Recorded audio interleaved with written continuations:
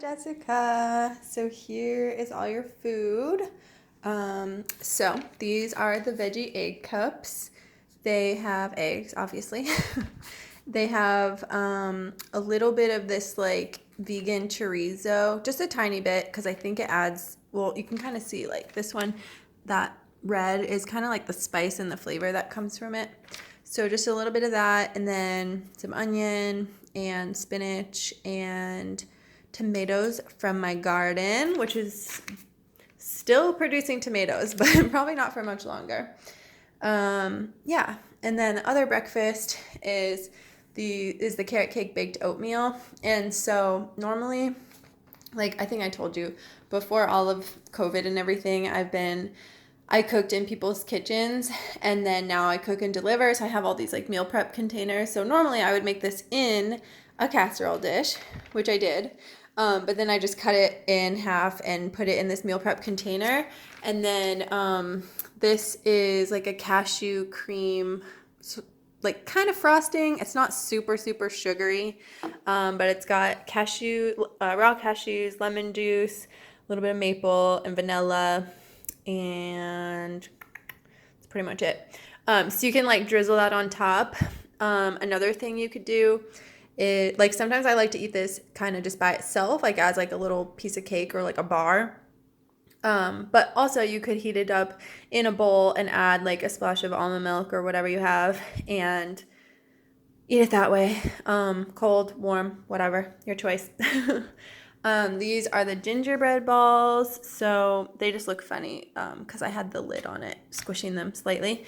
But they have cashews and gluten-free oats. Oh, by the way, the oats here are gluten-free too. Gluten-free oats, cashews, lots of ginger and cinnamon and a little molasses and dates. And then I roll them up. What else do we have? Am I missing something? Nope, guess I'm good. Then we have the sweet potato white bean kale soup. This is like one of my favorite soups. It's so healthy and so simple, and it's like nourishing and cozy, but also light.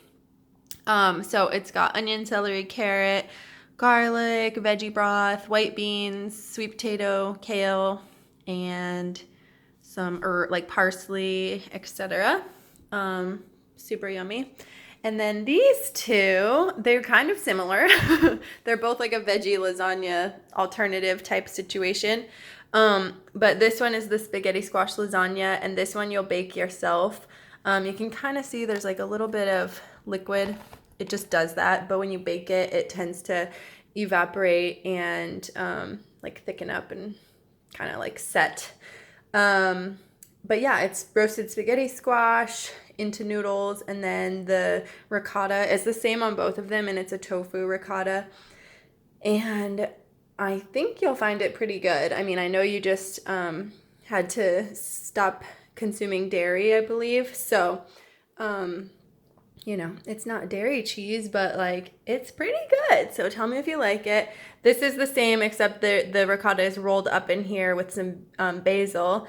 And the eggplant is roasted. This I did pop in the oven for a little bit after assembling it all, but you could also heat this whole thing up in the oven again as well, because I didn't do it for so long, just because I think everything really is so much better when you take it out of the oven yourself versus reheating, except for soup. Soup's great. Yeah. So that's everything. I hope you enjoy it. Let me know how you like it, and I'll plan on sending an invoice out if that's okay. I usually do that at the end of the week. I just kind of like stack up all my receipts all week, and then at the end of the week I go through them and calculate it and send out a request. So if that works for you, that works for me. So enjoy all of this food and have a great week, and I'll talk to you soon.